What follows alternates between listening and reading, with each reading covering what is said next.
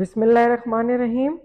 تو کی امے کی رضا کا آپ کہیں گے یہ کون سی لینگویج بولنا شروع کر دی. بھئی آف کورس دس از بنگلہ، اور بنگلہ دیش میں جو ہوا ہے وہ سارا اسی ورڈ نے ٹریگر کیا ہے، رضاکار. بیکاز اس کی تھوڑی سی بیک گراؤنڈ ہسٹری میں جاتے ہیں.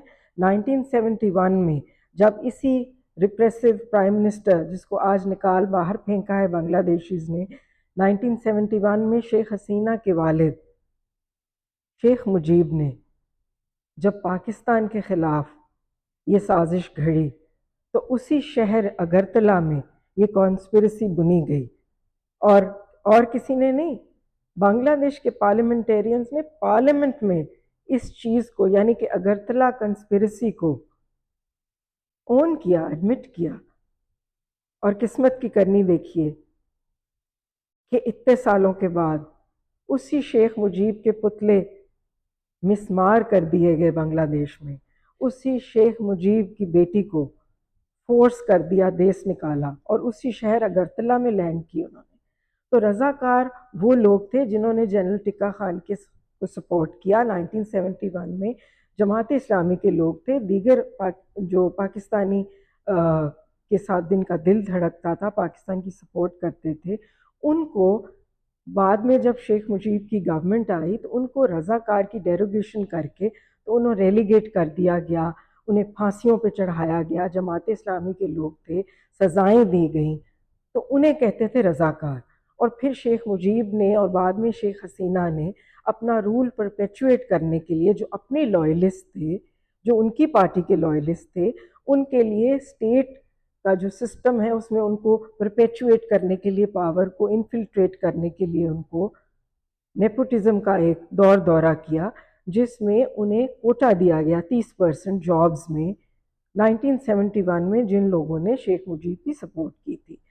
تو جولائی میں شیخ حسینہ نے ایک پریس کانفرنس کی اور انہوں نے کہا کہ ہم اپنے لائلسٹ کو جو مکتی جودھاز ہیں ان کو نہ دیں کوٹا، ان کے انسیسٹرز کو جنہوں نے قربانیاں دیں ان کے گرینڈ چلڈرن کو کوٹا نہ دیں تو کیا رضاکارز کے گرینڈ چلڈرن کو دیں.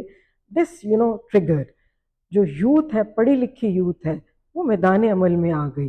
انہوں نے کہا کہ نتھنگ ڈوئنگ، میرٹ پہ کام ہوگا بنگلہ دیش میں، اب کوئی یہ تانے بازی نہیں ہوگی. کیونکہ شیخ حسینہ نے تو she was the longest serving female head of state.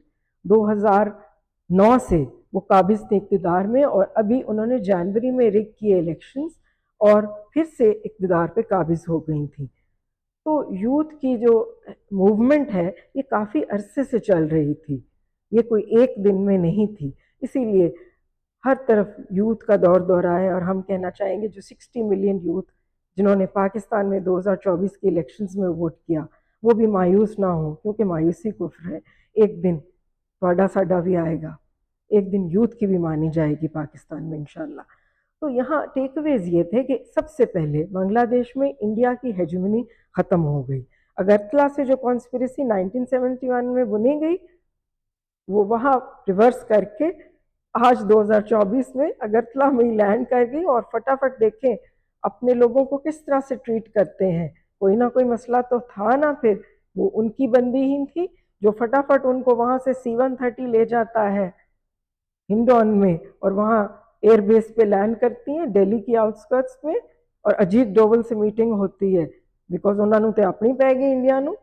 4000 kilometre سے زیادہ کا بارڈر ہے انڈیا کا جو سیل کرنا پڑ گیا انڈیا کو. اتنی بڑی ڈیموکریسی، اور ڈر گئی بنگلہ دیش کی یوتھ سے، ڈر گئی کہ کہیں یہ سپل اوور ادھر نہ آ جائے، یہ اگریشن، یہ غصہ. کیونکہ انہوں نے تو اپنا جس کو وہ بنگلہ دیش کا فادر آف دا نیشن کہتے ہیں، شیخ حسینہ کے والد کے پتلے مسمار کر دیے. تو ٹیک اویز یہ کہ انڈیا کی ہیجمنی صرف بنگلہ دیش میں ختم نہیں ہوئی، سری لنکا میں بھی انڈیا کو بائے بائے کہہ دیا، نیپال میں ایسا ہوا ہے، اور مالدیوز میں بھی انہوں نے بھی کہا کہ تسی ساڈے کولوں ٹل کے رہو. تو انڈیا کو ایک بہت بڑی میجر ڈیفیٹ ہوئی ہے بنگلہ دیش میں. کیوں؟ کیونکہ انہوں نے شیخ حسینہ نے اپنی ایک ریپڈ ایکشن بٹالین بنائی ہوئی تھی. ایک بنگلہ دیش چھتر لیگ تھی، ان کی یوتھ کی جو لیگ تھی، جس سے کلیشز کروائے گئے، جس سے مرڈرز کرائے گئے. جو یہ ریپڈ ایکشن بٹالین تھی شیخ حسینہ کی، یہ ریپریشن میں، مرڈرز میں، ابڈکشنز میں انوالو تھی. اور रिगिंग भी कराई जनवरी के इलेक्शंस में 2024 में।